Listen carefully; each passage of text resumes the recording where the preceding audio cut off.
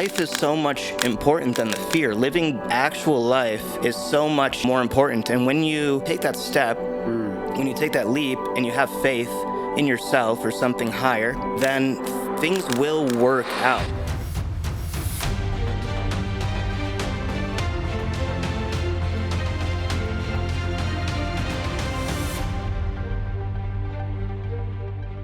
What's up, everyone? It is, where are we at? We are on Friday, June 26th, almost 4th of July, and super excited. We have a new guest, and this individual, actually, I know because of Michael with Optimize, and now we have an opportunity to co-create together. Shout out to our sponsor, Liftoff Agent, for finding this amazing guest. And he's someone that actually is doing a lot of things to help individuals come back to self. He's really helping individuals with multiple different modalities that we're going to get into today. And he's going off and doing more on his own, exploring how he can be of service to so many out there. And he actually prefaced before. So we have Brady on the show. Welcome to the Liftoff Experience. There's my daughter turning up our mixer board a little bit there. I was like, holy cow, let's turn that down. My daughter's 7. She loves to play with stuff. So, so Chicago, Illinois, huh, is where you're from. Yes, sir. You would tell the people around here Chicago, but it's really the suburbs of Chicago. Born about half an hour from downtown near Schaumburg, Illinois. Yeah. Spent my whole time like on the river, the Fox River. People from Illinois might know. Okay. Elgin area, St. Charles, Geneva. But that was the first 25 years of my life was spent in the Chicago suburbs. Wow, that's amazing. You still have family there? In Wisconsin. So I still have family in the Midwest, no more family in Illinois. We all came out here at different times, but we made the entourage. My parents, my grandmother, my sister as well. We all came out to Arizona in the last 7 or 8 years. Wow, were you first? I was actually last. I came out here. Really? So I always wanted to go west. Okay.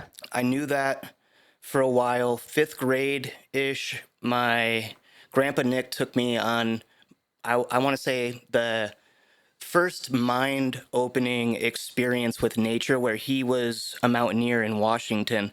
And so we went into the Olympics, we went into the Cascades. I did my first frozen lake plunge before you even called it anything like that. Yeah. Just like get undressed and Cold plunge what? like frozen lake, like at altitude. Yeah.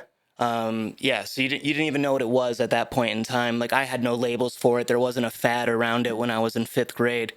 But just exposed to so much nature in the Pacific Northwest that was really mind-opening for me. And then I noticed how much of that was, in a sense, lacking from where I lived in the Midwest. So then I was like, I need to go west. I need to go west. And then I did come out here and I tested for fire departments when I was 20, 21 years old. So I knew that I wanted to come out here. I tested for Tucson. I really liked their schedule. My dad was a career firefighter. Okay. And so that's why I was chasing that at that moment. But it wasn't something that was like firing me up, no pun intended. But it was the best possible thing that I could put focus towards. But I was really in a state of like nothing is really firing me up. I don't really know what this reality is. I don't really know what I am. But everyone's doing something, so I'm going to study fire science for right now. And then I knew I wanted to leave Illinois, so went to South Carolina, tested there, and then went to Arizona and tested for fire departments there. And I practiced tests in Illinois as well, so I tested for a lot of fire departments in Illinois. And came out here, did the whole process. It was a multiple-week process with exam, fitness, interview with the board. And ultimately didn't get on, but then I stuck around here, lived in my grandma's house, helped take care of some extended family. Yeah. And stayed here for 3 or 4 months and then went back home. My dad wanted, it was more of like, he didn't really need help, right? But it was something guiding me back. It wasn't time to come out here yet, and there was still more work to do in Illinois. So he asked me to help with his construction business, Oh, wow. which is something that he ran on the side. A lot of the firefighters will have a side business, and they'll do that on their off days. So he's like, hey, we had this, and this happen. We're paying for a huge repair on the truck. I could really use your help back here. Yeah. So spent 3 to 4 months in Arizona, and then headed back to Illinois, and then stayed there for another 5 years after that. Wow. Yep. Helping grandma, helping your dad, the construction company. Yeah. So grandma was here. Oh, she was in Arizona. Yes. Yeah. She has a house in Fountain Hills. Okay. And she also, at the time, had a house in Nevada with her late husband. So they were back and forth. And that was part of the reason I stayed, is he found out that my grandpa Dean had a brain tumor at the time. Oh. And then his mom was living with us as well. And she had Alzheimer's. And then we had a dog named Poopy, actually. And he had diabetes. So Wow. I was living in that household for those 3 or 4 months, and I got a construction job down here. So I was just waking up at 3, 4 in the morning, going out to pour concrete, Wow. and coming back, and I was living in the house with them. Then my parents were back in Illinois, and that's where my dad was firefighting, running a business, and he called me back to help. He's like, maybe I can sense that Brady's dealing with a little bit too much right there, and maybe that's not the path forward, or he needs these lessons. He got those lessons of service there, kind of putting the dream aside for a little bit, not really focused on like, oh, what's gonna like happen of all this, just placed into a position of service where I really didn't have anything else that I was like thinking about during that time. It was just so full of, I'm gonna work and then Interesting. serve my family. Wow. One thing that came out for me and stuck out at the beginning when you got into that story was the fact that you said you really didn't know what you didn't know from the perspective of what all this meant. And that was so intriguing to me for a second there, because, you know, it's one thing from the perspective of someone saying, I don't know what I want to do when I grow up. But it's another thing for you to question everything from the perspective of a entire perspective of this life, this body, this reality, what have you. But you led into what it was and what you did, but then your father saw some things for you.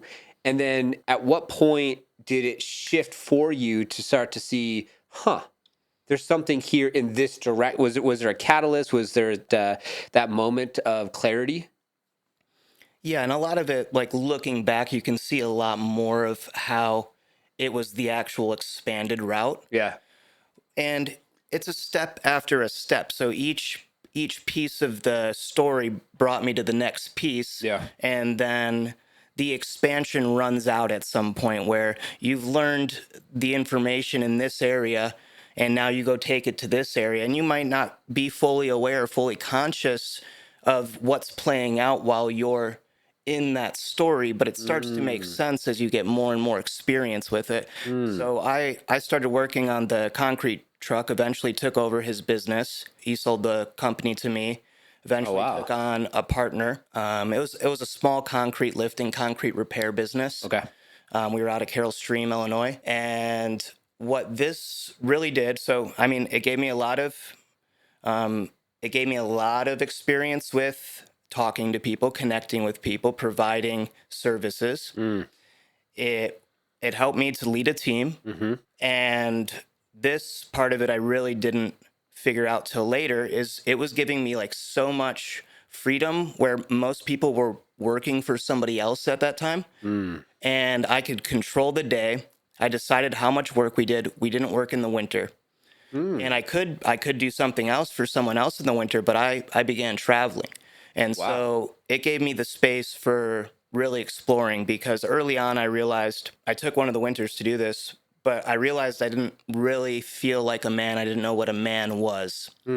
And the conclusion I came to, like, I need to scare myself. I need to experience real life to see what this is all about, to see what unfolds. And so that's where I took my first traveling experience out of that mindset. Like literally was going out to scare myself. Wow. I mean, I did that, though it wasn't what you might expect. Like I wasn't fearful the entire time, right? But it was getting into that explorer archetype. Wow. And just experiencing just more culture, more nature, having to do things on my own. And I mean, you're never really on your own, but without the normal programmings, the normal patterns of at home, Yeah. that's what traveling during the winters benefited me for. That's how they really supported me.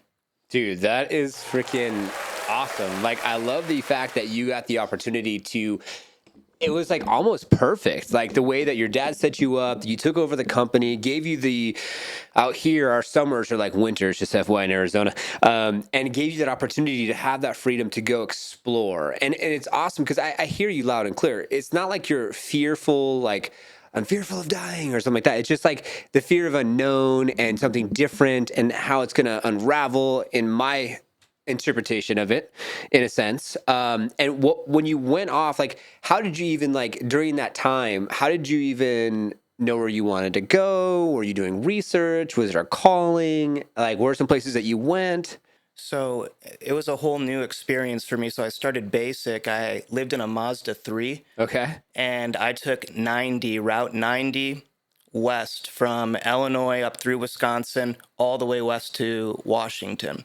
So I Nice. had family in Washington, so that was going to be like my first Okay. like safety pit stop. Yeah. Then I was going to go down the entire coast, and then I had my grandma in Nevada, Arizona. So Okay. that was how I figured it out. I looked up nice places in between and did not stay at an Airbnb until like 20 or 30 days in, where Wow. I got really sick. I was in Montana and it was just freezing cold, and I didn't want to keep the car on the entire night. I was getting anxious about like, do I need to have the window open? Can I run the car the entire time? I know I need to run it to get a little bit of heat. And I didn't want to like fall asleep with it on. So I was not sleeping, and it was below 0 degrees because this was Whoa. me traveling in the winter. I needed a recovery day, like finally in a hotel, then stayed with my grandpa, and he set me up for some adventures as well. That I felt the most was he set me up on Mount Rainier Hmm. to camp by myself. There was only one other car in the entire park. We went there the day before. He showed me like, hey, you can hike up this way and there'll be some good spots. This is where you're going to park. This is what you're going to need. And just went out like as the sun was setting in the snow, camped on Mount Rainier.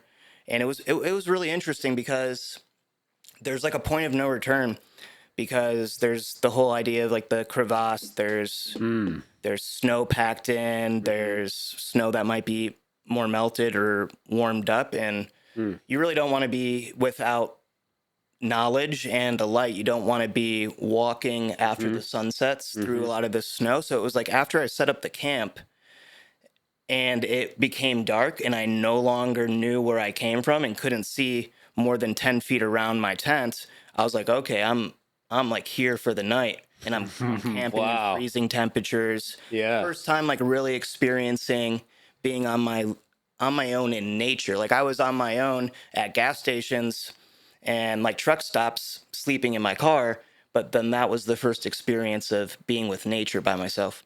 Wow. Yeah. And like that first night, like, hard to sleep. Did you get to some sleep that night, or? There was some sleep there. There was some restorative sleep. There was a lot of like thinking, listening to the sounds around me. There was a lot of like, I need to put another layer of socks on. I want to put more gloves on. And yeah, there was definitely some restoration. Wow. And why did you decide to go, if it's winter, why didn't you decide to go like more like warmer climates? Just because that's what my work at the time allowed for me to do, was to travel during the winter. Okay. And then I did figure that out eventually, so I left the United States in future winters, you know? Okay, but to say that, like, dang, dude, like, that's crazy. You're like, ah, but I mean, it makes sense because you could drive, you could be in your car, you get to save money. It's free. You don't have to sit there in airports and layovers and all the things. And if anyone's listening and viewing out there, and you've done some traveling, would love to know. Comment below where you travel, where have you been? But there's also something to be said too. I had a guest before. So this is the Liftoff experience. We have Royalty First Technology that this all stem from, and we had an agent on there, and she says that every year she takes a trip, just a self trip, and there's something to be said about taking a self trip and going through that process. And for viewers and listeners out there, what type of I don't know, like, what kind of things did you learn going out on your own, being by self, and being able to just have that opportunity just to be with you? Yeah, well, and that's when things really do come in.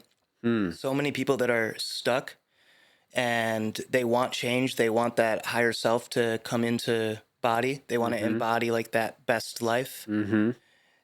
A thing that I'll recommend all the time because I just know it from my own experiences, traveling creates that space for you. You get out of your normal life, it all of the normal routines, the patterning starts to crumble and you get Yeah. to see things with new eyes. And that space allows for you to be informed by Mm. all of this new information and this experience of being on the edge in more of a flow state because you're not familiar with everything, you're not connected, so now you're in this explorer state.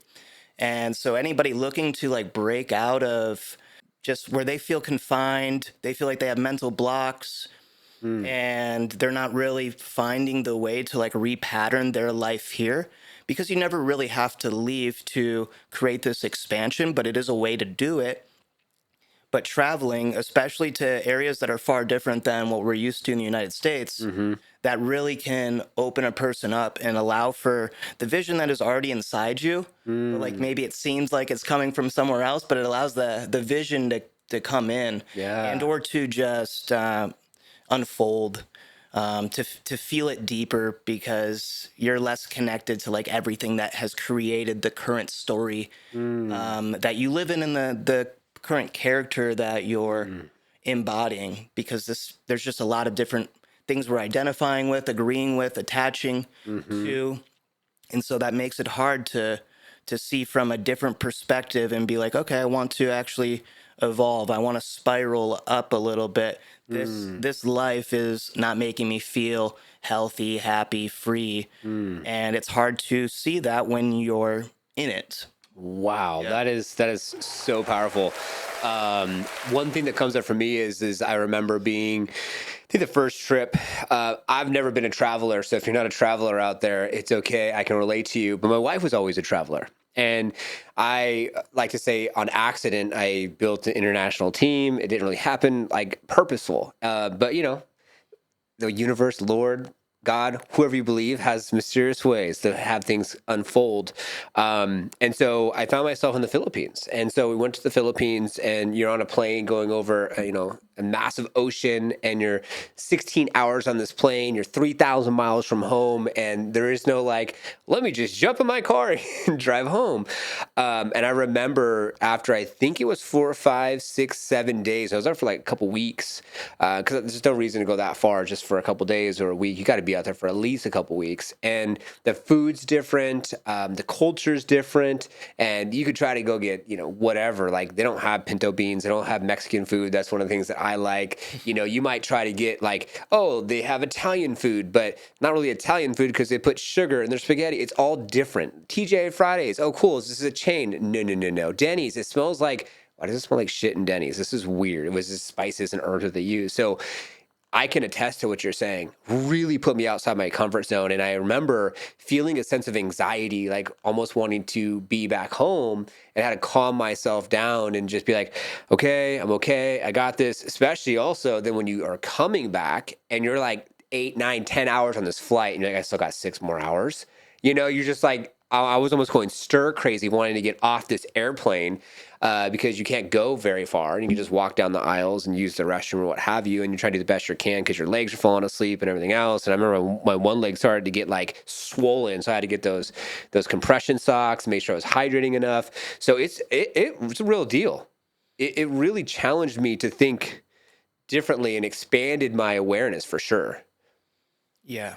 Yeah, it'll definitely do that. And you have to, if you're especially traveling solo, even if you're taking care of a family or a partner, Mm. you have to figure things out. Like, and if you're in a area that doesn't speak English very well, a lot of the areas that we tour to, Mm. they have people that are bilingual. But if you now go to an area that doesn't get any tourists, you have to really figure out how to communicate in a different way. Yeah. And it's do that or you're not going to have a good time. Like you're not going to find out where to go, you're not going to find out where to stay or Yeah. eat. Like you have to, embody. Like you have to come into some sort of responsibility and be aware of everything that is around you. And that's one of the reasons that traveling lights me up. I like it so much for that aspect. Like not only just like learning the new cultures, but connecting with people in new ways. Yeah. You can't use all of the same ways. You have to learn. You have to create a bridge that connects you to these other people. I love that. And yeah, and you're exactly right. I spent a lot of time in Southeast Asia. Oh, nice. So Philippines, I think that it's considered Southeast Asia. Very close. When I first went to like say Thailand, like or India, even not Southeast Asia, but India. Yeah. It's a subcontinent.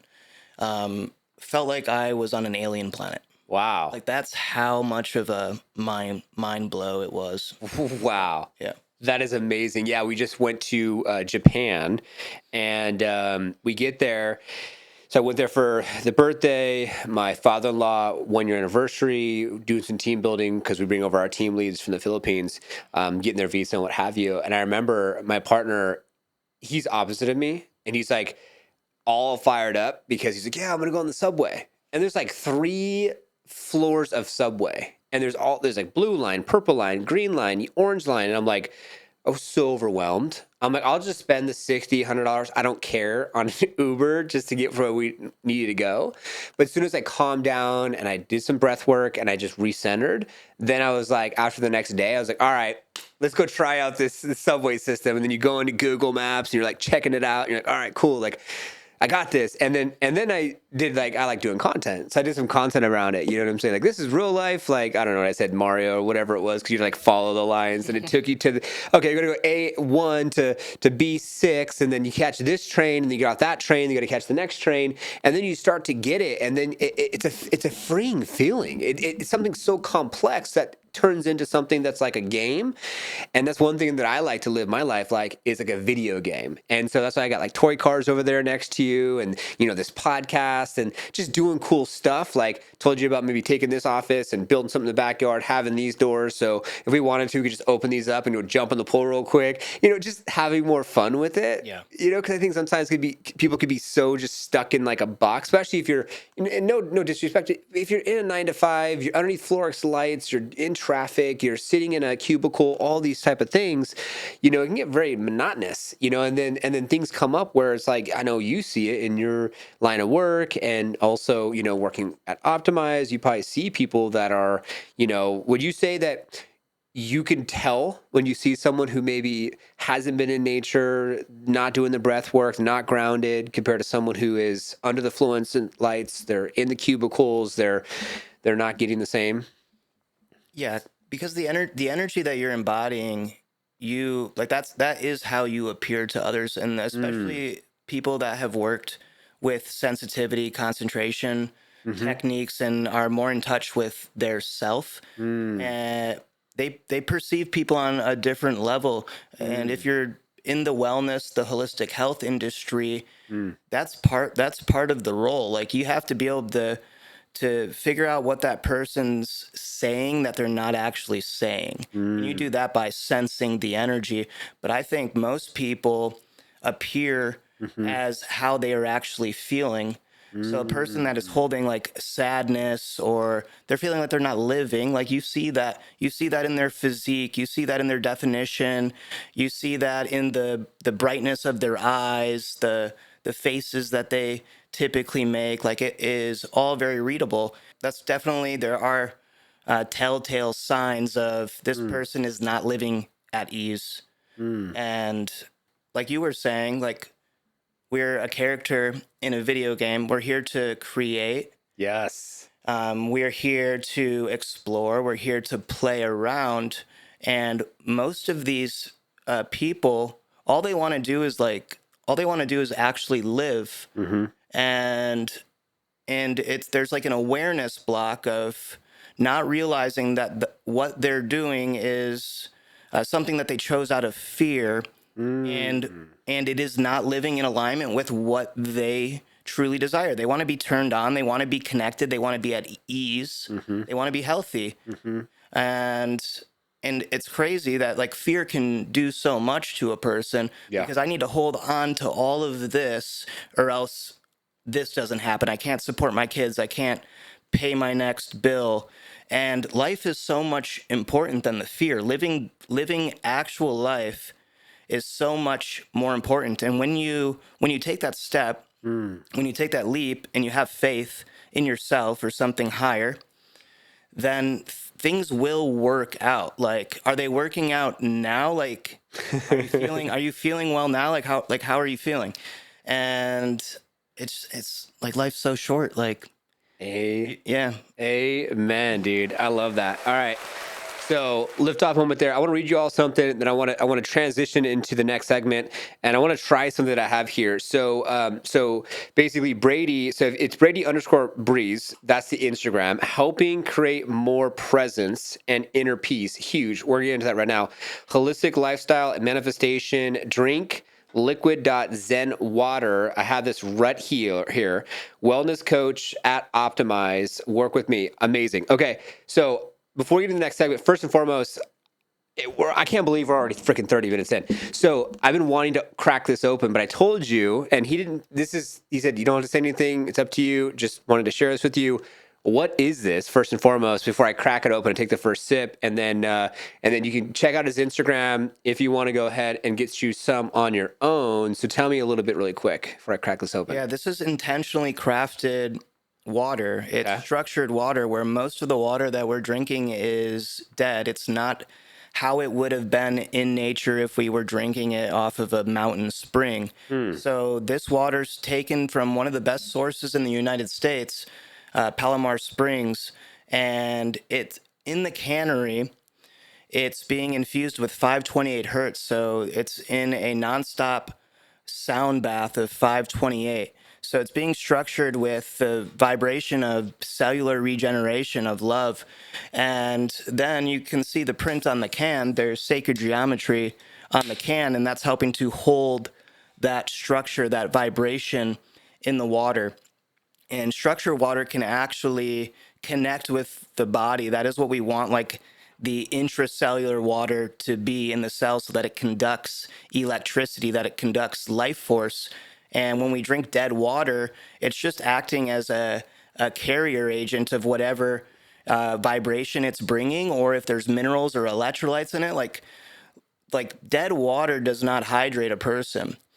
Structured water, water from real life, fruit, from your food. That's what the body actually recognizes. It doesn't recognize something that has gone through piping. It's been laced with synthetic minerals. It's in plastic. It's sat in a truck and has remained still until it gets to the store. So this is the new system for water, and it will advance, it will get better, but this is where it's at right now, and it's great. You should try it out. Wow. The founder here is Corey in Glendale, Arizona.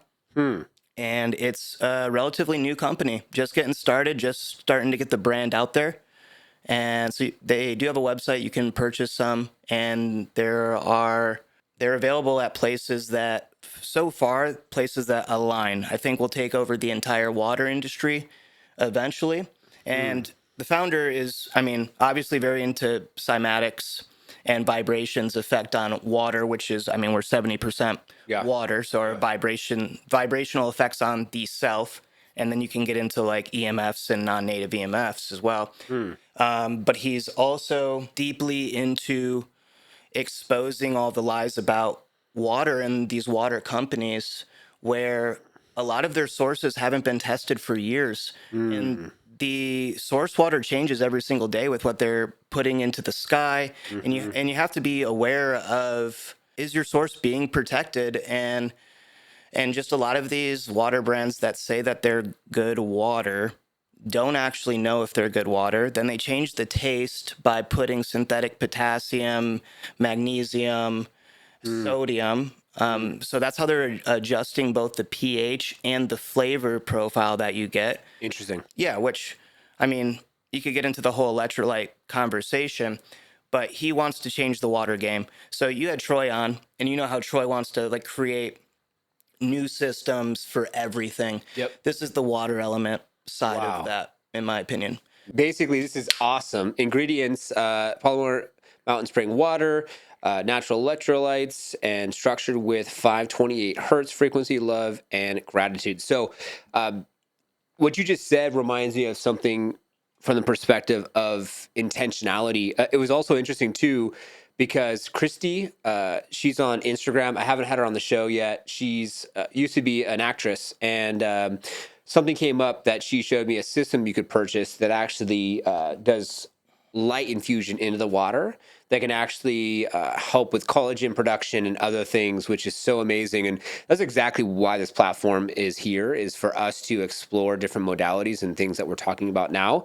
I like, and actually more or less, should I say, I love the intentionality of what is happening and what's happening here.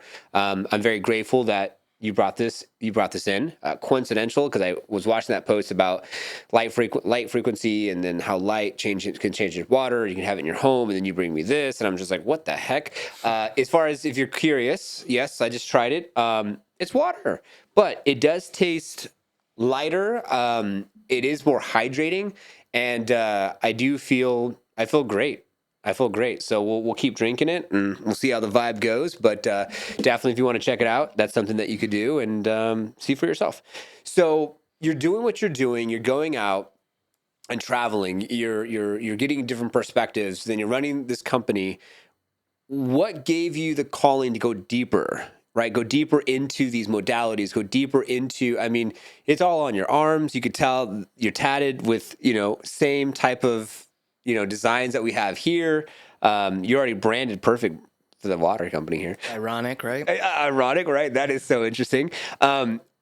So was there like podcasts you started watching? Was there books? Was there a person? Was it just you on your own journey and then just getting deeper into, because when I was just reading on your Instagram, the one thing that I would be thinking in the back of my mind, and I don't know anyone here would be thinking, but like just being able to, you said healing, creating more presence, inner peace. So is that because you found it for yourself? You said, I need to help others achieve the same. Like, how did this start to transpire? I found peace and calmness relative to what I was experiencing back in the day. I 18, 19 years old. Well, we'll go a little bit further back. We'll go into high school just to give you a little context. Okay. I was a wrestler. Before that, I was in Taekwondo. So lots of disciplinary practices. And then in wrestling, weight cutting, made the varsity team as a freshman. And I was the smallest guy. I was the 103 pounder, and I was like 115, 120 pounds. So Wow. I learned how to cut weight as a 13, 14-year-old. And I don't know if you really learn how to cut weight, because is there like a healthy way to do it? Stop eating. Yep. So my relationship with food started to evolve there, and realizing that I could perform at a higher level than most people on nothing, even like being dehydrated for like a day or two Wow. at a time. And because at the end of a cut, you got to cut water. And that's where you really lose the weight, is you stop taking water in, because water's heavy. And again, that's most of your body is water. So a lot of different experiences opened up through wrestling, and just dedicating and working hard, and the relationship with food changes. Though it definitely brought awareness in the way of, I'm unwell in the way that I'm currently patterning my eating, because I didn't have that awareness before high school. I didn't know processed food was bad. I didn't know that I couldn't eat a cinnamon glaze flavored Pop-Tart every morning, So good though. Special K diet, like going on the Special K diet, like just reading off the cereal box, like, oh, I just need to have Special K, a bowl of Special K every meal, and I'll be good. So I didn't know any of that. And so I started to, through this experience, see how sick I actually was. And I had stomach issues early on after wrestling. This led to, because we know how the stomach's connected to the brain, issues with feeling depressed, feeling anxious, having panic attacks. So a GI specialist told me that I had irritable bowel syndrome, and that was probably 17 or 18 years old. Okay. And there was really nothing that you could do about it, right? Of course. Took some muscle relaxants for it at the time. And then I was seeing a psychiatrist at the same time and a therapist and trying to figure out like why my mentality was off. Like it's so interesting, like when you're just shooting in the dark and you don't even know like what is what like, but you feel like you're a victim to life or things aren't going the way that they're supposed to be going. So you start questioning that, and then the systems are already set up to like as soon as you start questioning, oh, we have the answer for you. Don't you worry. Yeah, it's antidepressants and anti-anxieties, and Come see this therapist. yeah, it's definitely not questioning why you're here or who you are. Don't do that, you know? Yep. So that's where it all started. I was on antidepressants. I was having panic attacks. These panic attacks, I would call them death attacks because I felt like I was dying in every experience. Maybe some were more severe than the others, but the ones where I died are the ones that stuck out. And I had parents take me to the hospital on occasion. I had friends take me to the hospital because I would have like these physical experiences of, oh, I'm having a stroke. This feels like a stroke. Wow. I can't move my leg. I can't move my arm. I'm having a heart attack. And just all of these different experiences of dying. And so through dealing with the disorderings of my mentality, of my mind, and dealing with the gut issues, eventually I got to a point where I kept going back to the psychiatrist, like, oh, this dose isn't working. This isn't working. I didn't want it. I didn't want it to work. Yeah. I didn't even know what I was doing. So how could I see a resolution in this when like I wanted to be in that victim world. I wanted things to not be right. Yeah. You know?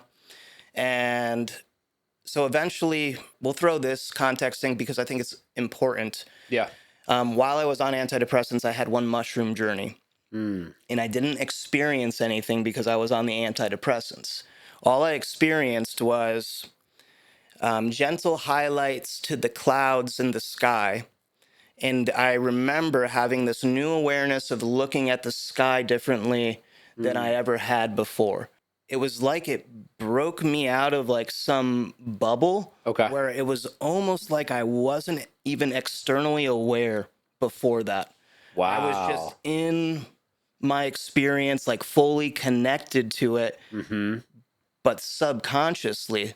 Because like now we're shooting for embodiment again, right? But it's like you are in body, but someone else wrote your programming. Then you come out of body and realize you can expand. And then the goal is to come back in body. You wrote your coding, you wrote your programming. Yeah, so that I think played a role, right? And one of the days I was on the antidepressants and I was still just getting like angry at life and making bad decisions, being mean to people around me, especially like the people that were closest. It was just so easy to be mad at the people that were most familiar. Going out and like driving my car into garbage cans just because I was like pissed off. And I'm like, okay, obviously this isn't working. And I one day just it just came to me. And I think there were a series of things that were hard to see that lent to this experience coming, including that psilocybin experience. And I was just like, what am I doing? Like, I don't even know who I am. Why am I taking these things? And then I got off all of them.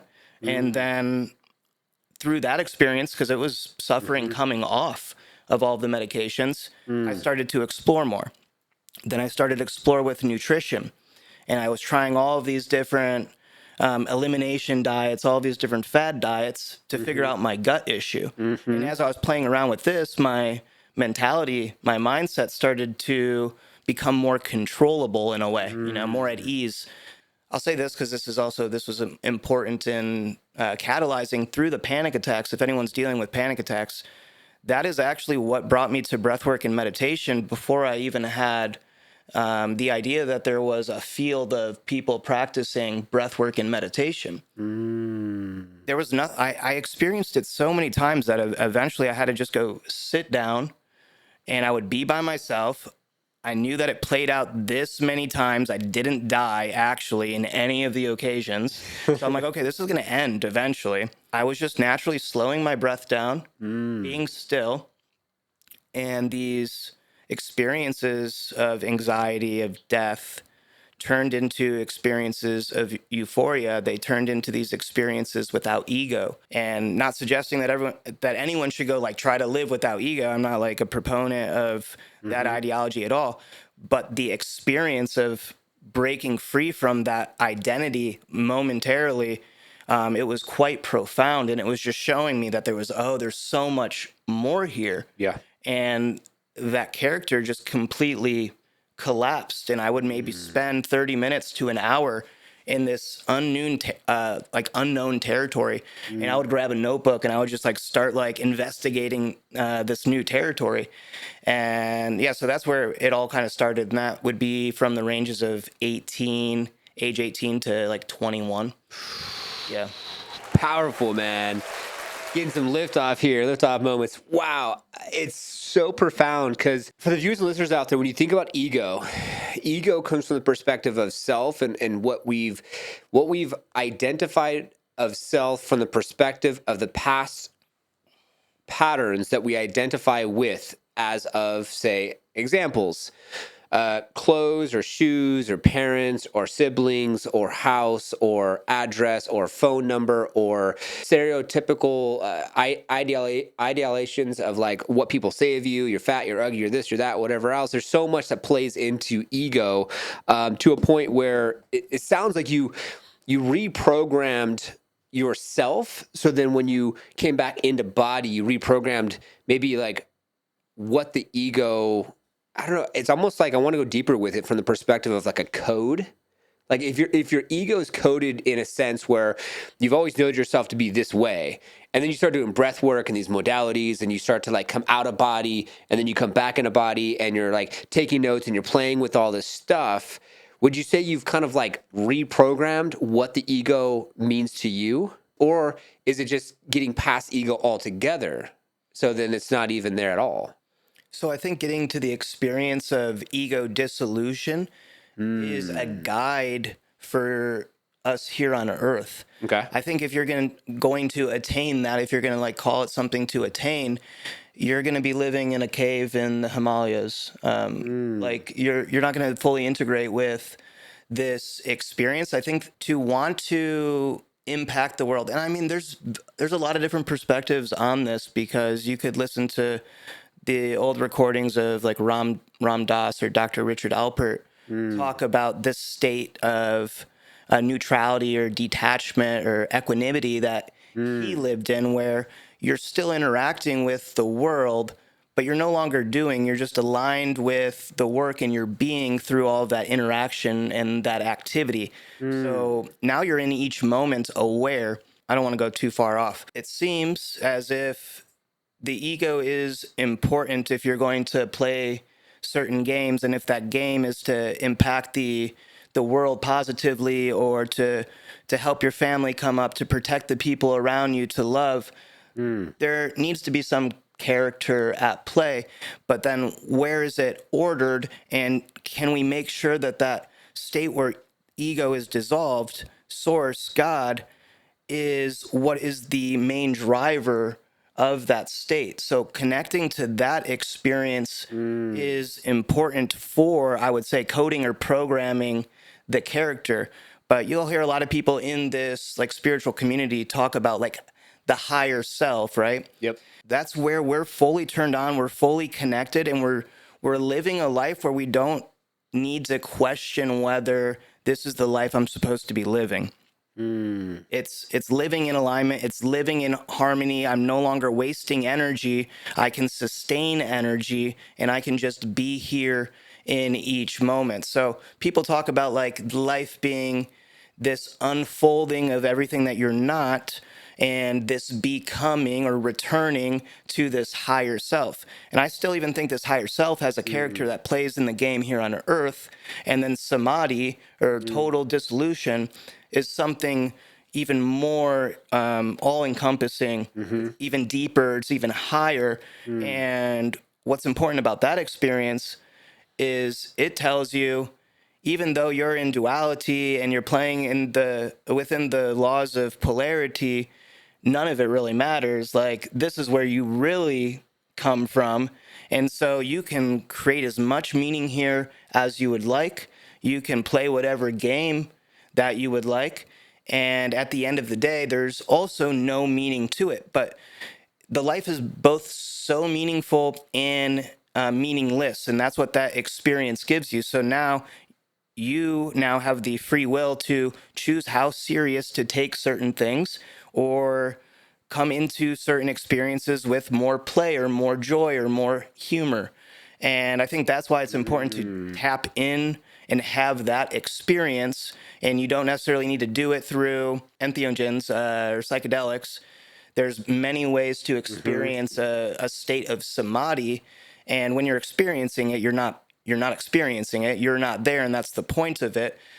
But I would say that the people that want to delete ego altogether, they have the wrong idea. It's just like, how do we prioritize? Like, are we putting God's source before everything else? Or are we putting that character above source? It's like, what will you have me do, or what am I gonna do here? Like, that's kind of the difference of priority, like what you're putting your energy or faith into. And it gets tricky because once you create a life and you've like started to see the fruit of certain practices, and you could call it manifestation or actualization, and you see it, you begin to think that you did it. And so now that starts to bring, it might start to skew how you're prioritizing, but really you did it by surrendering and allowing the unbecoming of everything that you're not, so that you could realize what you really are, which is whatever energy that you want to hold. And there's just some lag time in physical reality. And if you're going to connect with this higher version, then, and you're going to hold that energy, the external will reflect that internal, and there might be time. And in that time is where the FUD, fear, uncertainty, doubt comes in, which can easily bring you back to this experience of like, oh, manifestation doesn't work. Why am I telling myself that I love myself every day? Like, why is this written on my mirror, you know? Yeah, but then even when you accomplish something big, right? Yeah. It's easy to like think, I did this. And in a way you did, but it's what you didn't do that allowed it to actually come through, if that makes sense. Yes.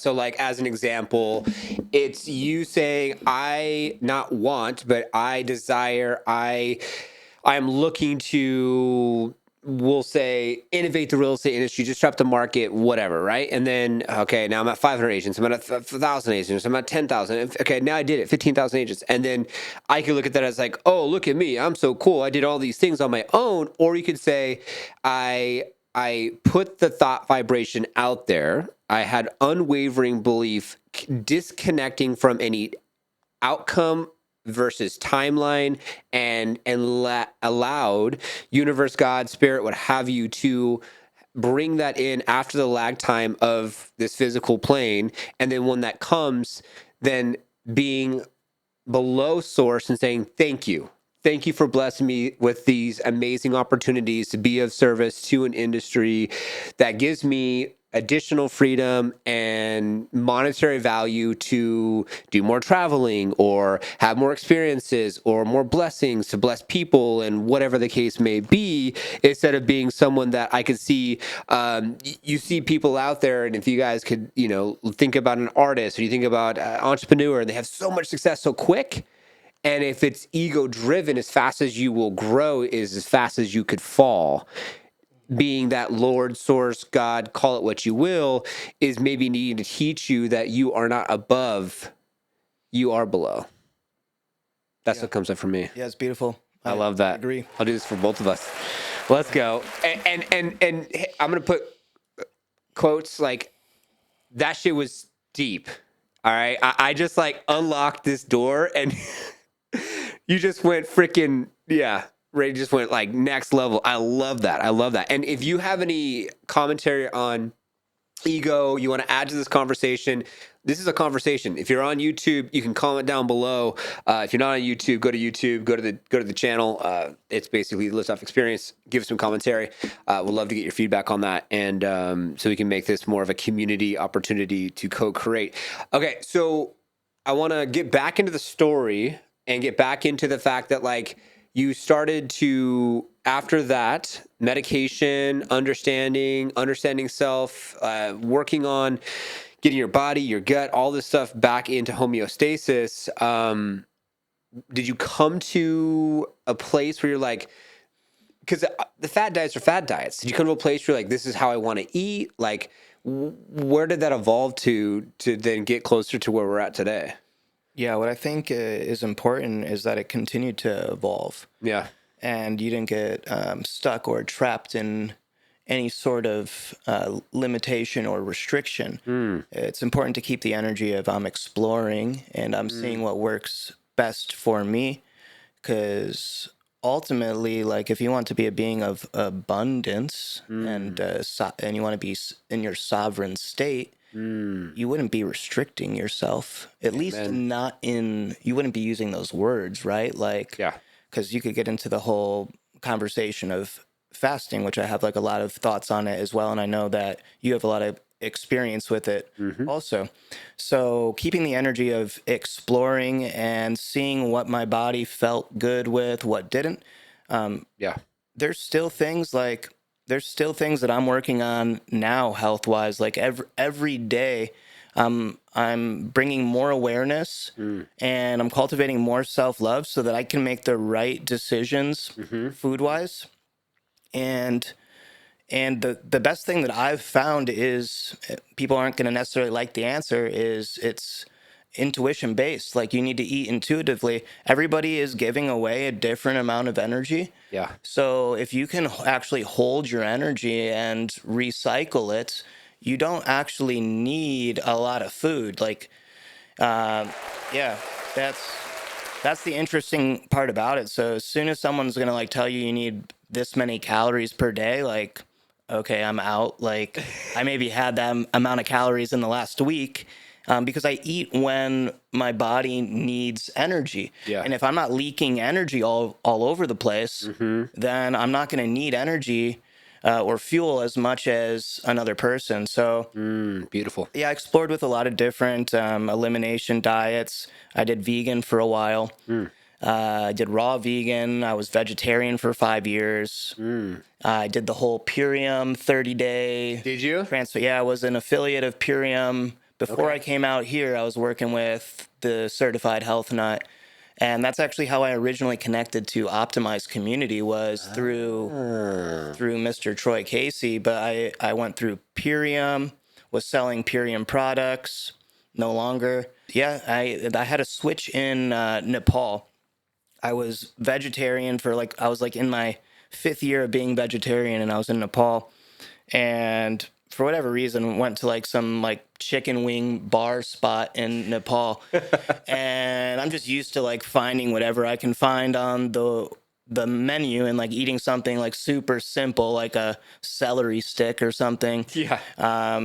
That didn't have any animal products in it, or in that case it was just, it couldn't have meat in it. I couldn't have killed an animal if I wanted to consume it. And then I was just like, I'm gonna have a chicken wing, and then just out of nowhere in Nepal ate another chicken wing, and then Carnivore Code by Paul Saladino like ends up being like the next book that I'm reading, just like out of nowhere. And then like I dive completely into like carnivore, ketogenic diets. And so really like going from one to the other, big contrast there. I was feeling better, but it was because I was doing something that was so restrictive for so long and wasn't actually fueling me. And I was getting stuck into like this paradigm. I was getting stuck into like this idea of, oh, this is the way that I need to eat. And I did my best not to push it on people. Yeah. Yeah. But I definitely still held judgment. And then even holding that judgment, holding that like, oh, this person doesn't really know. You're holding that, and so you're gonna feel those judgments. Like when you hate another person, you are you are in turn hating yourself, and Correct. you have to let go of all of these like weird connections that you have mentally with Yeah. people, where like, I'm better than this person, I'm better with this person, because you're only holding, is what I should say. So you're only creating patterns of resistance in your own body. And so by forgiving all of these other people and understanding that, like, oh, maybe I don't have it right and all these people might have it right, or we're all the same thing and we all have it right, that frees up that inner conflict, that resistance. And Straight liftoff right there. And I love that. And just for the viewers and listeners out there, I want to put a couple cliff notes here. Number one, not as easy, but go down the path. I actually was vegetarian for 6 months and then keto for 6 months. I've tried out different diets to see what would work the best. I do count calories. I am in the process right now of gaining some additional muscle for my own personal preference and what I want to do for self. But yeah, definitely listen to your body. I think not very many people out there do that. They don't listen to what they need and why it comes up. And then, is it a salad? I don't know. Is it a chicken wing? I don't know. You know, whatever it is for you.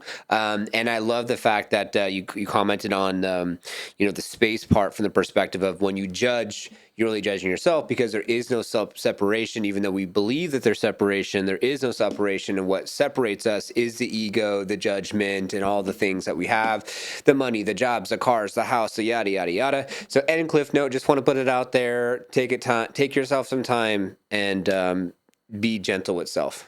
yeah, being like a conscious explorer of what you're consuming, what's toxic, what's not, what works with you, what does, like, that is part of the process that can't really be skipped.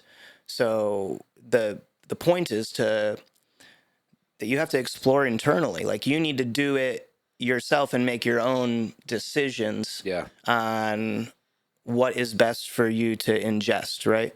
And so yeah, that was a big part of just the exploring and being open to experimenting and looking at like all of these different inputs as the energy that I'm embodying is the output of everything that is in my environment, whether it's in my light environment or it's the food that I'm ingesting, if it's in my sound environment.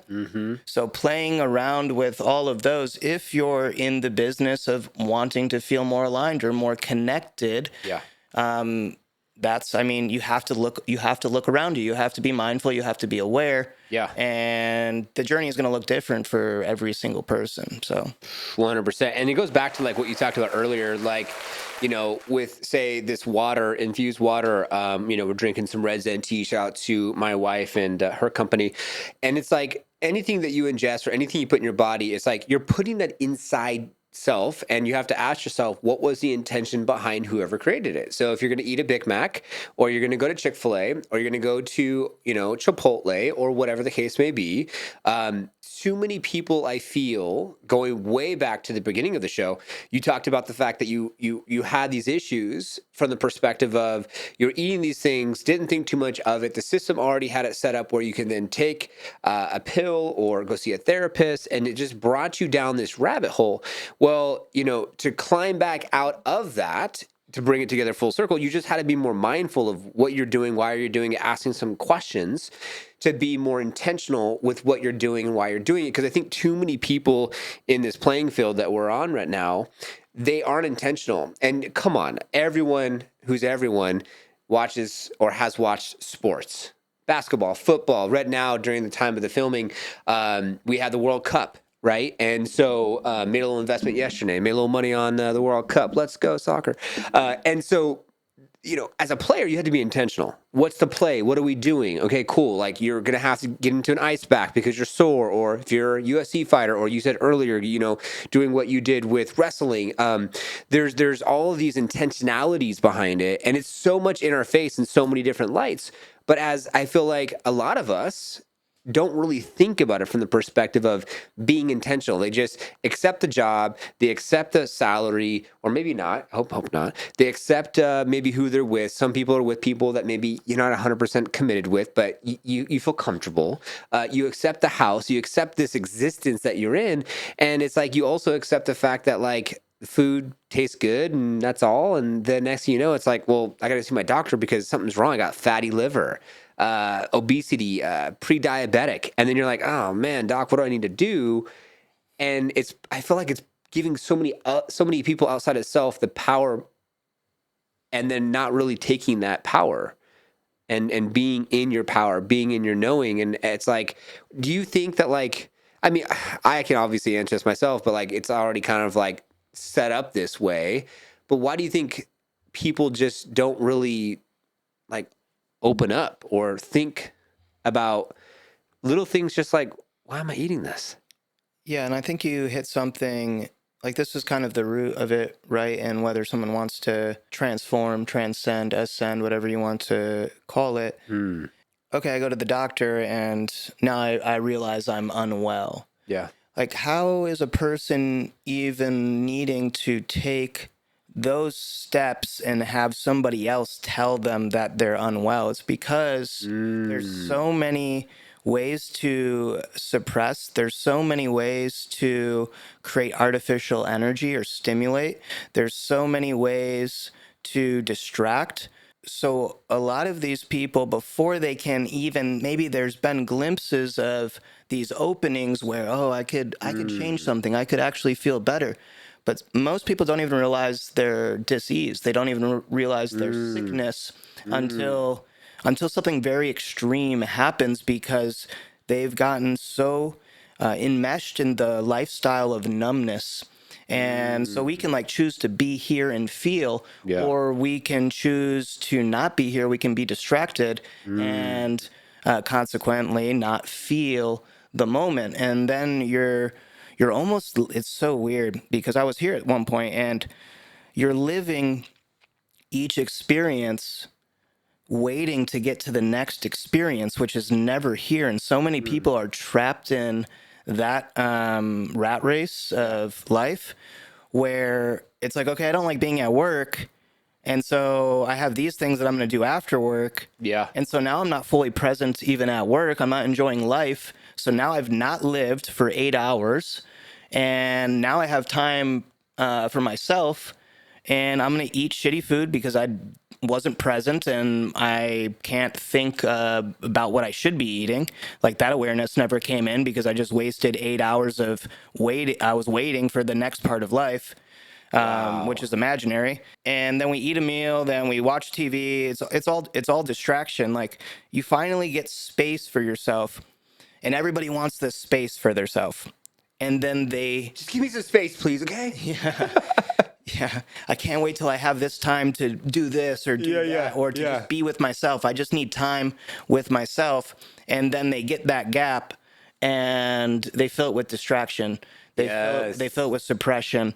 And so I think what is missing is like that transformative experience, and it is maybe even like a teaching or a programming that is missing from our culture, where we should expect this this awakening, this coming into deeper or greater connection as we age, but it's not really trained into our culture in that way.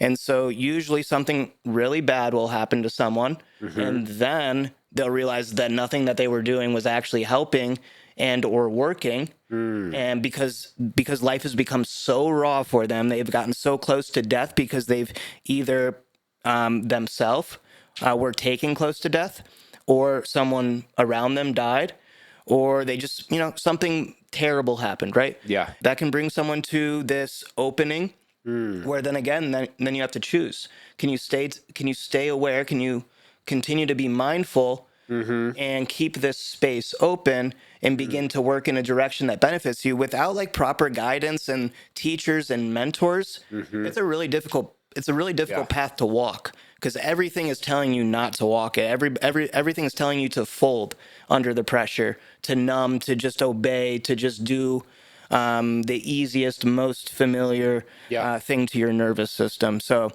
so some people run into something like that. Some people at least like mentally get to a place where like, okay, I'm not happy and none of this is working. Like, I'm going to go travel. I'm going to go to the jungle. Like, like those are all of those experiences that break you out of the normal pattern of suppression. Like in Buddhism, like that's the right and the left hand. Yeah. You can either walk towards purity or you walk towards numbness.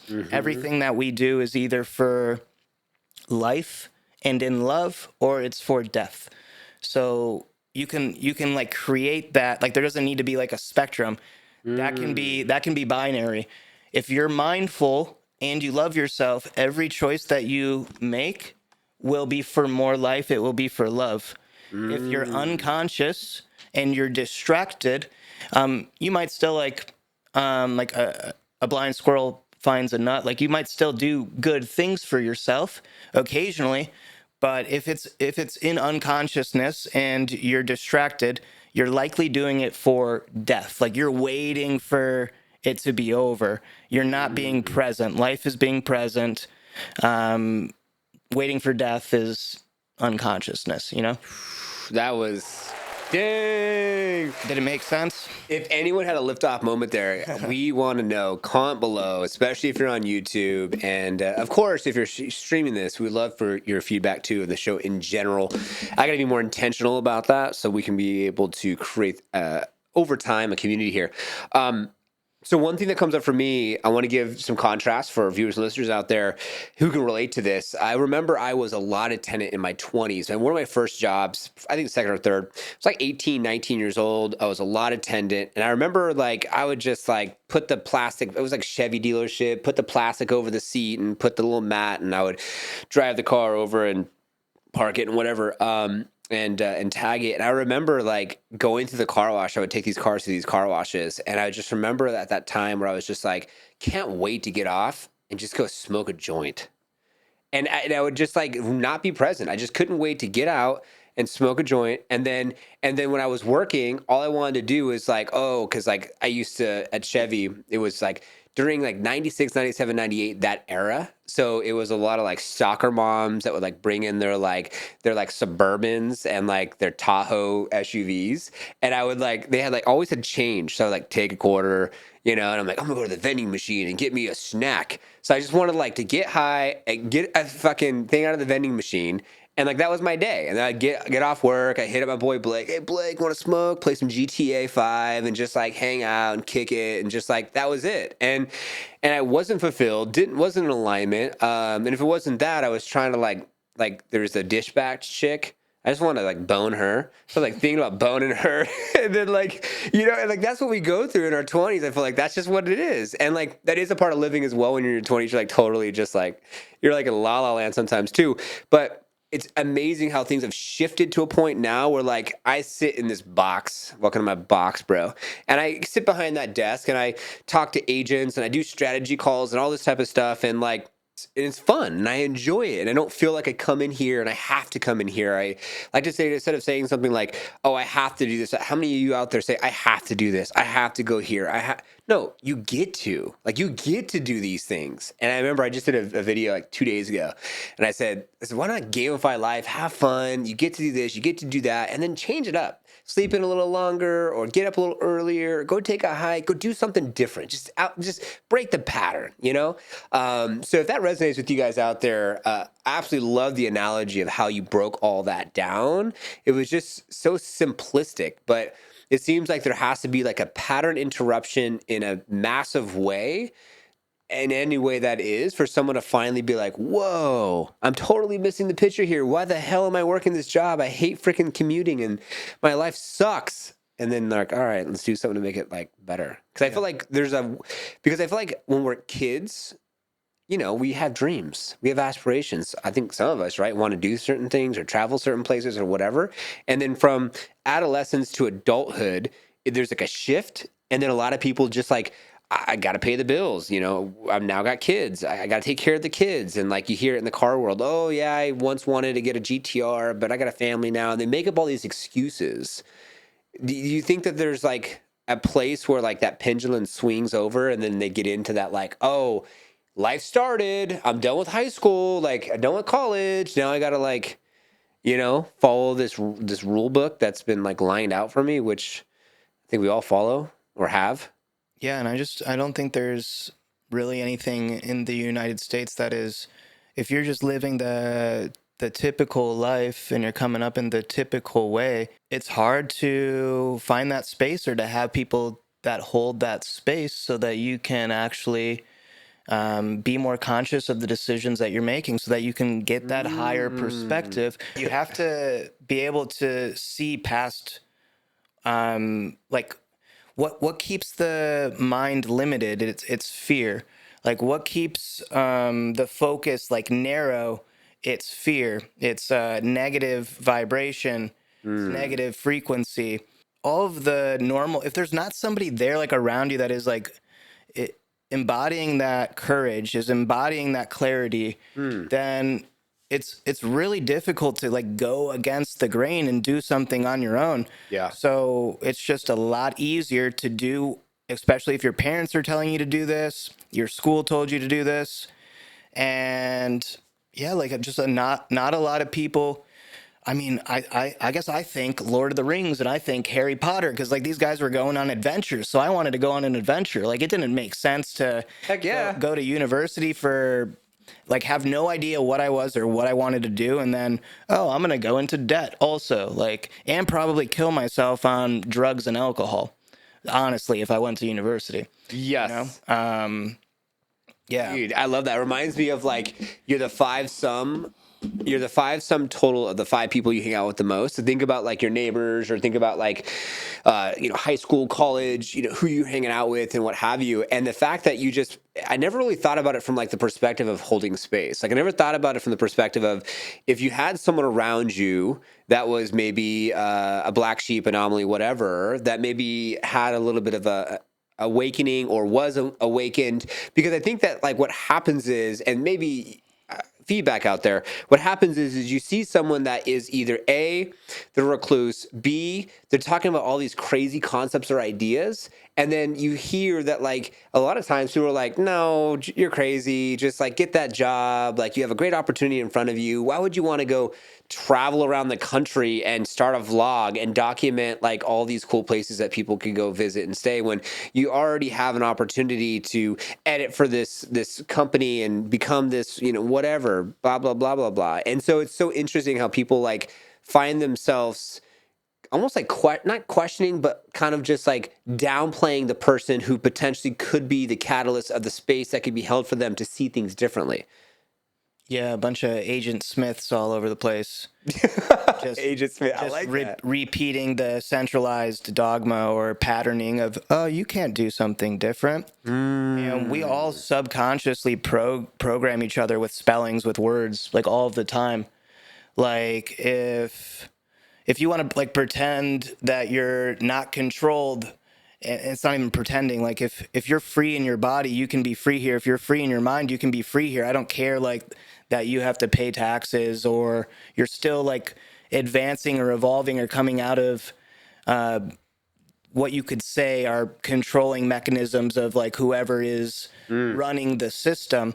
But say you're celebrating like, oh, I found more freedom and just being like grateful and I feel free in my body and I feel healthy, and you want to say like I'm not subject to the controller's rule. Like people will literally be like, they'll tell you all of the reasons you are in control. Like, oh, there's nothing you can do about it. Like if you're paying taxes, then you're under control. Like, what do you mean? Oh, you have a phone, you're on social media right now? Well, you're under control. And I'm like, okay, well, thank you for putting me under control, Yeah. I didn't realize that. It's so true. It's so true. But yeah, and that's why I feel like I want to get into the next segment where I want to give some viewers, listeners, some ideas of like where they could potentially go. And this might not be in your community, but in other communities, you can look this up as well, because where we met originally was Optimize. And that's a place that you were helping Michael for a while with various different locations. I think he's up to 4 now. Yes. Yep. Him and his partner.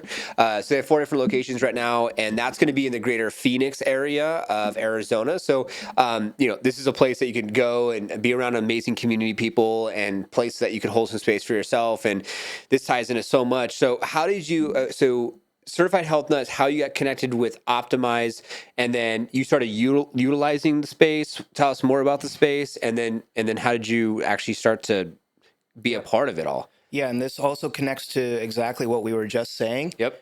Where these communities, they need to come into the culture. Yeah. Because this is what will actually hold the new pathways forward, so that we don't have to keep living out the same waiting games and living life in fear. We can have the mentors around us. We can have the places, the settings, the environments to experience healthier lifestyle. Yeah. And to just be more open to expanding the vision, expanding the view. And so, yeah, so as we were talking about that earlier, I was like, yeah, like it's what's happening. That's why you're here. That's why I'm here.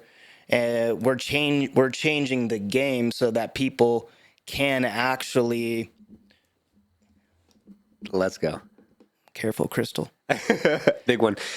Yeah, so that people can actually take that step. They can take that leap, and they can have people that are supporting them and actually want them to go into the uncomfortable, into the unknowable, where everyone else is just like very used to like that being like the scary, risky thing to do. So we're just creating a new path. We're bearing light down the pathways that we're experiencing for the first time on our own, and realizing like, oh, other people could do this too. And so that's exactly what Optimize is coming into play for. And it's interesting because you kind of have to fit the concept into the old system and survive like in the business world with it, right? Yeah. And because it'd be nice to just be able to place that out like in the middle of nowhere and be like, oh, everybody come here. Like, and there's areas like that, mostly not in the United States, where you can go live off the grid and be part of like eco community. And so those things exist. It's just, it's harder to do that here and to provide that space. Yeah. It's only easier in other places to do that because we have this country and we have all of this wealth and opportunity here. But Troy Casey video, I started watching him on YouTube. I did his Breath is Life program early on. I beta tested it for him, so I got to do it for free at the beginning of that program. And then, like I said, I was connected through Purium with him, Seema, Raw of Earth, a few other people that, like, if people are in the health influencer world, you might know of. I was watching his YouTube video, and I was new to Fountain Hills, Arizona, which is 30 to 40 minutes outside of Phoenix, northeast. I was already pre-coming out here. That was awesome. I fixed that, don't worry. I was already doing cold plunges and cold showers because I was following a lot of Troy's work, Wim Hof work. I was listening to Paul Chek podcasts before I came to Arizona, doing like the holistic lifestyle program at the Chek Institute. Was following his YouTube. I was already posting breathwork videos. Like I didn't even know what I was doing. I was just like, oh, I'm gonna share this live on Instagram. Like I'm just doing my breathwork practice that I saw on YouTube and it makes me feel good, so I'm gonna share it. So I was doing that even before I came here in 2021. Saw Troy's video. I had already known that I was leaving Illinois to find new earth, to find a new me. So I was helping my business remotely in the ways that I could. That persisted for a couple of years, and until we sold and we moved on from it. And I wasn't going to get a job. I was just going to do whatever came up around me to make things work. Whatever, just through community and connection and talking to people, whatever came up, I was going to do. I wasn't forcing myself to like, oh, you need to get a job. And I'm again like in that phase, so that's nice. But now it's like a second level of that phase, you know. Each time you get a little bit further and you can support yourself a little bit more. Yep. And you can be like, oh, there's nothing like really to be fearful of here. Like I'm well supported, you know, like even if you didn't have any money, like you're well supported. And if you know that, like it's gonna work out because you're well supported. Just wait for it to come in. I love that. The boat is on the way and it has all of your treasure in it. But I saw Troy doing a tour of the Arcadia location, which was the only location at the time when I came in. And I was like, oh, that place looks cool. So then I went and did a session. Had to go back to Illinois after I did that first session, but I had Kelly, who used to work at Arcadia. She walked me through my first session. I had a good experience. It was really weird, like being there for the first time, like being in like full compression therapy, like and not knowing like any of like what this setting was. So like that helps me now, like take first timers in. Yeah. Because I felt like I had no idea what was going on to me. Like I was just being put through like this little ceremony. Yep. And I had these went through things squeezing on me. I'm like getting anxious and I'm like, is this what it's supposed to do? My legs are falling asleep. What's going on here? Yeah. So I tried it out once, went back home. I went on their website, realized that they had typed out on their page a location that was not yet built, and it was the Tempe location. Nice. And I even connected with the address of it, 1855, like born on 11/18, always liked 5. So I was like, all right, 1855 Guadalupe, and they're about to open it. So set up an interview with who was the manager at the time, still friends with. He runs the Mail Compass now, Brian. Okay. I'm just like visiting, like getting stuff to bring to Arizona from Illinois.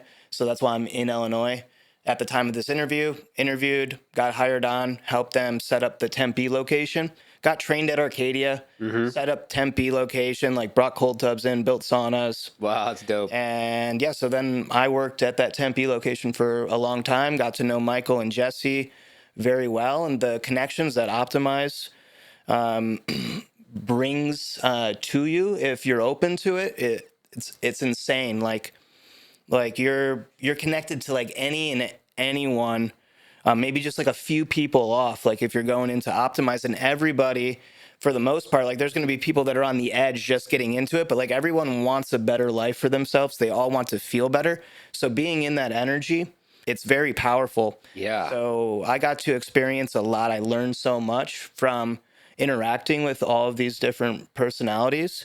I learned so much from just like having the mentorship of Jesse and Michael, and then all of the events that I was able to assist with or co-facilitate at and or attend, because we would have Dan Brule come in and do breath work, and just Wim Hof fundamental courses like once a month back in the day. They were always happening. Yeah. So just go sit in on that same course over and over. So it can really, I mean, maybe a slightly different perspective if you're working for the company, but it connects you to a lot of chances to grow and to expand and to learn.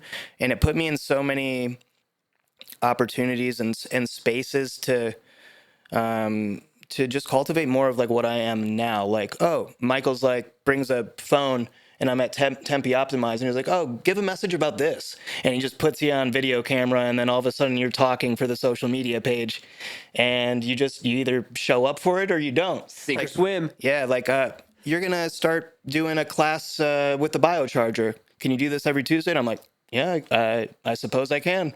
And then you just start teaching a class, you know? That's badass. That's super cool. And it's cool too, because like, you know, and this is where I feel like, even though it's not your specific location, you didn't put in all the money and all the things, but you're still setting up the tubs, you're still setting up the location, you're still getting everything together. So it's much as yours as his, and it's a co-creation space, which is so cool. And I have a little bit of a different background as far as like, I'll tie in my story. So I remember, I met Michael when he was dating my wife's best friend Poonam at the time, and so Poonam was there during Arcadia, and then actually was at the grand opening for Tempe, and that's when we met. And then I remember the biocharger being at his house when he first was testing it. So I got to test it at his house, and the light bulb and all the things that you could do with it was just super cool. And then after that, like, yeah, now he has 4 different locations, and it was cool just to see the natural progression of how the community's grown and how everything has really transpired. And I'm glad that you had that opportunity to be a part, co-create, help, serve, support. And so now you're at crossroads, it sounds like. Are you going to explore doing more modalities, more things on your own, or where are you at now? And I wanted to do this for a while and was doing it alongside. I was at one point managing multiple locations of Optimize. Yeah. It was like I was taking baby steps leaving, right? Like, okay, I'm not going to manage anymore. I'm going to assistant manage. I'm not going to be assistant manager anymore. I'm going to work 4 shifts a week and just be a coach. Nice. And then I just kept lowering my time commitment down because I knew something else was being birthed. I knew that I wanted different things and that there was more for me to share in a different way. And for a long while, and I have so many like beautiful business mentors in my life, like so many friends and family support that, you know, through doing tons of classes, and I've been teaching like breathwork at my jiu-jitsu gym for the last 4.5 years. So I've been consistently in front of people teaching and sharing what I'm learning. And I just had so much feedback that there's no reason to doubt that I have something good to share. And for a little bit towards the end of my experience with shifts at Optimize, I knew that I was holding on to something out of fear. Like, was I going to lose all of the support that I gained, in a sense, through my 5 years of like working with them? Yeah. If I let go, but I realized that fear was what was limiting my new way of sharing and my new way of living from coming fully in.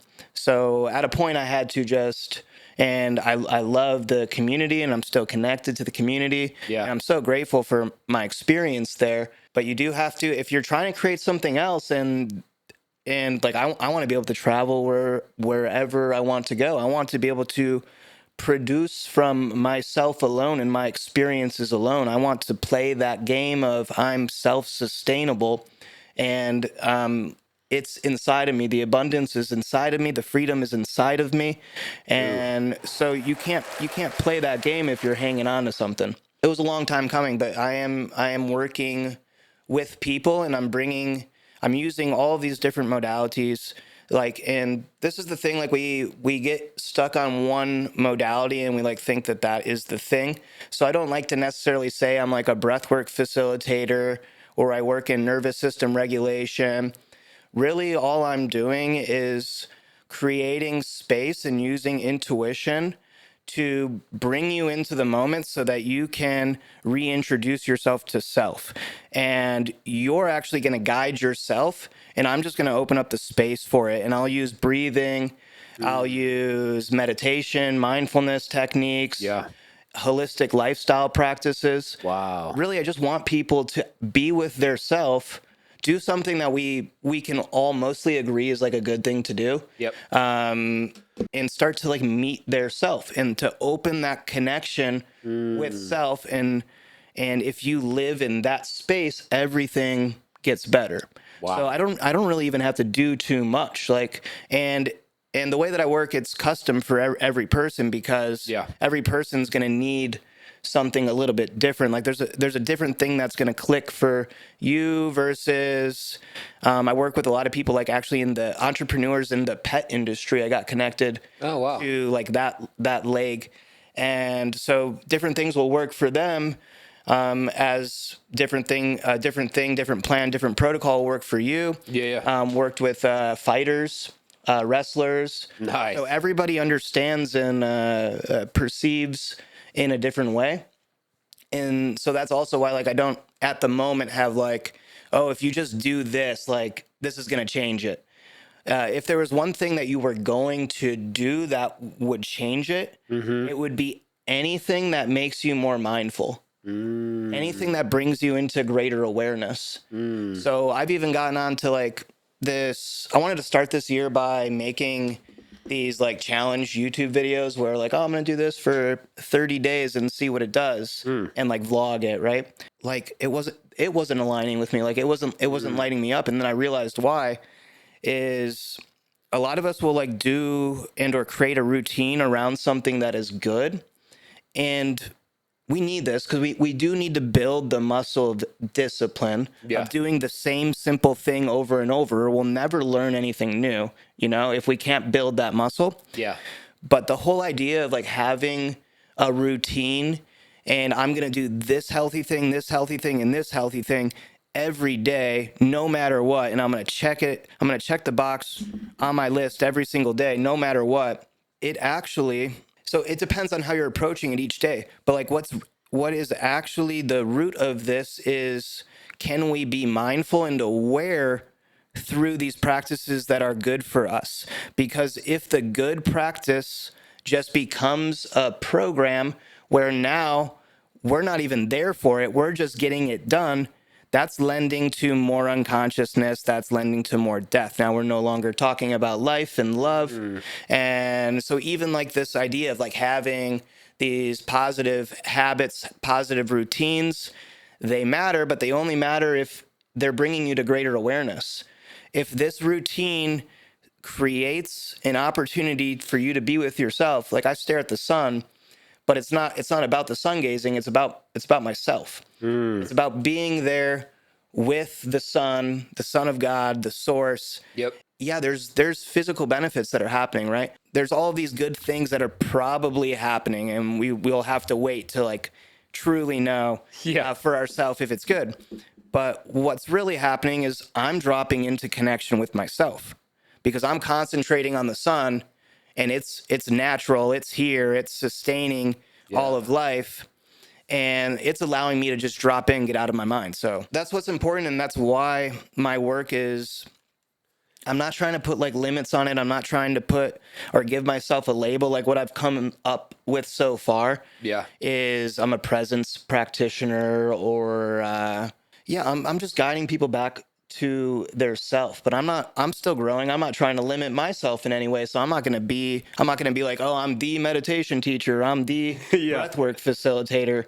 Cause I still need to grow. So I'm not going to box myself in like that. I don't know if this changes everything because I kind of do know what changes everything. And it's you being here and it has nothing to do with me, but I'll hold that door open for a moment while you realize that it is you being here that's actually like what flips the reality. That's what allows for the ascension to occur.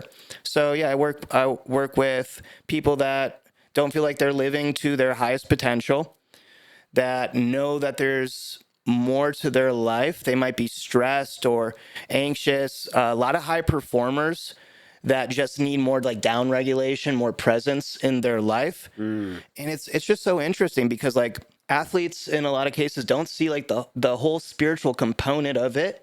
So I have to frame what I'm teaching in like a different way. Like, oh, we're just working on like increasing your ability to oxygenate the cells more efficiently.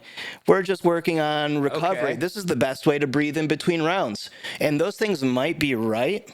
And they're mostly right, but like what am I also doing is I'm creating more awareness for them. Yeah. And so that's going to like start to cultivate internally, and that's going to sneak up onto them where they're like, oh, I've been doing this work and I actually feel more connected with something, What is this, bro? Yeah. Dude, that's so amazing. I love that for you. And thank you so much for breaking it down from the perspective of being open-minded. Because it's like, as business owners, and I'm a business owner, entrepreneur for about 15 years plus now, it's like, this person does online ads. This person does websites. This person does social media, or this person does massage, or this person does Reiki. So we had a really good episode.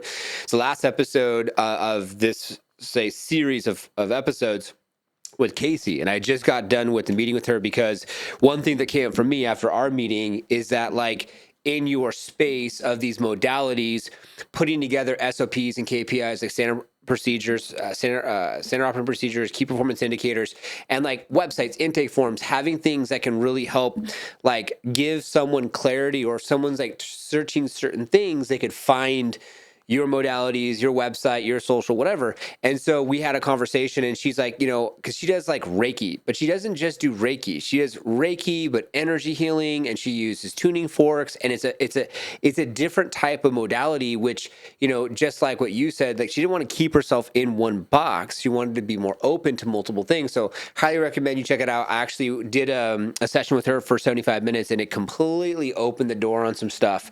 And she found out about some issues with like inside, because I had been diagnosed with colitis, large inflammation. So it's basically large intestine has inflammation. It attacks itself to your immune system. And so we talked about that, and she and I didn't really say much, but she like felt all this energy, which then opened up doors that I didn't know had the keys to unlock, which was so beautiful. So congratulations on this journey of where you're going, and I'm glad to co-create here with this space to help lift you off in a sense. And it was so beautiful because as soon as you were explaining, I was like, oh my God, this is like perfect, because really encompass the experience that we just went through today, for them to be like, boom, you need a guy, right? Outside of just, Optimize, a place you could check out that it's in Phoenix, but people might see this, who knows where. And so can they also work with you remotely?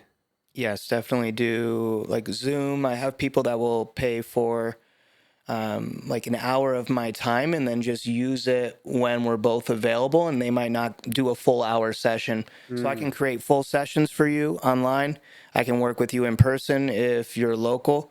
And then I am also available for work for group sessions. Wow. Hire me out for an event, whatever you'd like. And I just want to, do we still have a little bit of time? Oh, of course. Yeah. I just want to touch on one thing that you said, because like in this world, like you do have to, in a way, like, and do you have to or don't you? We can decide.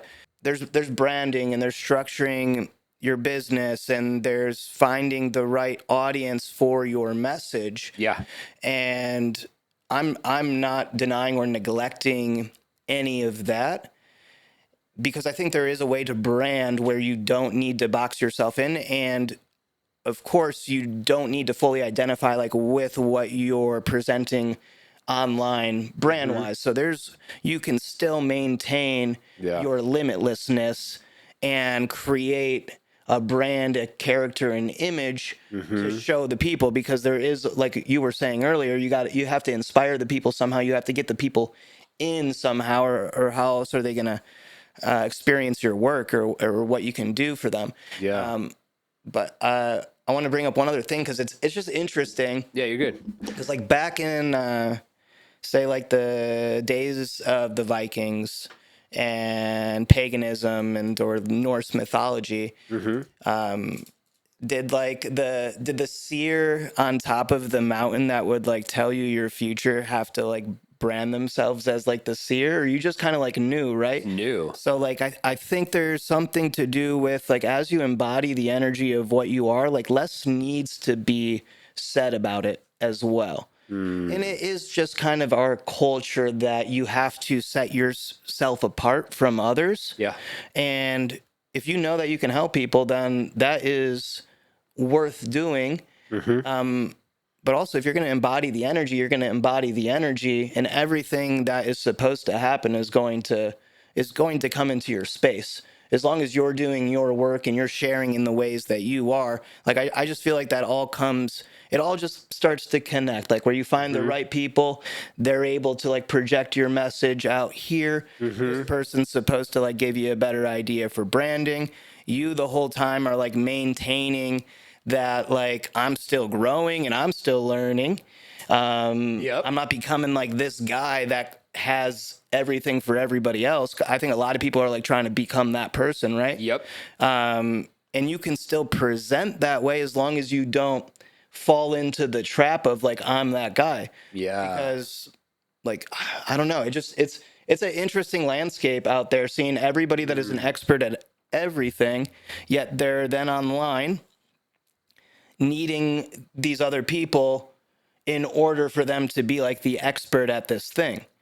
Like if you're the expert at this thing, like you should probably get off social media. Like you're good. Like you could just go live and on your like homestead or your beautiful property in a different country. Yep. Like because you're on here still, and I'm on here, and like we're like playing in the game because we're learning.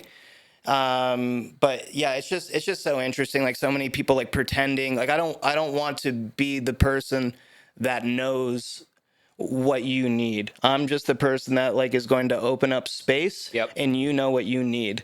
And it is beautiful how the world works and how we can co-create, collaborate, and how when you stay in that energy, everything that you do need, if it's something external, it comes to you. The connection comes to you.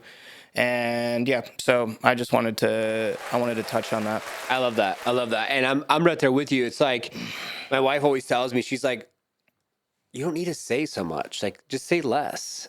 And you tell everyone everything and blah, blah, blah. So, like, I've learned over the years to, like, say less, because I feel like going back into the beginning of the episode, we talked about ego, right? And there's something that ties in with ego when we have to tell everyone everything because we want to fit in or we want to feel like some type of way because someone's going to be like, well, congratulations on all that stuff that you did. That's awesome. But really, we don't need that. We need to feel okay within self. And because now you're part of this community, you know, word spreads. And just like with my company, like I don't run any ads, 0 paid ads. I don't even need to be on social media because the actual demographic we work with is the top 10% that does 90% of the business across the country as far as working with buyers and sellers of homes. And they're not on social media. They're not scrolling, looking for freaking Liftoff agent. I need a website or any of that type of stuff. So I put myself out there because what I've learned is that it's less about what you do and it's more about being of service, and it's more of holding space and being this individual from the perspective of mindset or different perspectives to get them to maybe stop for a second. Like, y'all stopped for almost 2 hours now. I appreciate you. I can't believe we're almost at 2 hours. And then give individuals an opportunity before they know it. Like, I've had people watch this show and I met him at so we had Nico, he was on the other show, Real Estate First Technology, and he has like a woo do podcast. So the do is more of like the analytical stuff and the woo is like more the spiritual stuff. And I went to his woo podcast. It's live, it's in person. And I met this gentleman who was listening to one of the shows, and he got so lost that he was like, GPS was on, he had a destination, he went 45 minutes out of his way because he wasn't even paying attention to what he was going because he was so enthralled with the podcast. And then he remembered the story and my aunt and this and that. I was like, that's so freaking cool. Like, you know, I'm sorry to get you off your path of where you're going, but it gave him that space to be able to think, wow, like what could this be? How does this need to look? And that's the thing too, is like, you could be that nomad. Like you don't need to be whoever, you know, the Gary V's, the Mark Zuckerbergs, like the people that are like, oh my God, this like Elon Musk, right? Like we all know of this person who's like, I don't want to say almighty, but like, you know, then he's like the richest person, like whatever, Elon Musk. Yeah, that we know of So far. Yeah. But that we know of, right? So it goes back and like you said, like less is more from that perspective and you don't have to say so much. But I think that what you're doing is amazing, and I do believe that, you know, it's fun to play a little bit in this technology, digital, social, whatever podcast world. We're here, right? We have this at our fingertips, so why not play a little bit? You know, it's like, you know, it can be fun. Yeah. But I'm excited to see how things start to unravel for you, and I'm excited to have any of the viewers and listeners like check you out on the gram and be a part of what you're doing. And I think the most magical thing as far as setting intention for our show is to have individuals that do reach out to you and do set up sessions with you, have you hold that space and see what comes from that opportunity of them being able to explore and be able to be set with self and for you to hold that space for them. I think that'd be so beautiful to see how many people we can impact like that. That'd be amazing. I appreciate it very much, and I wanna play in this world. I'm attempting to play in this world. Just so you know, yeah.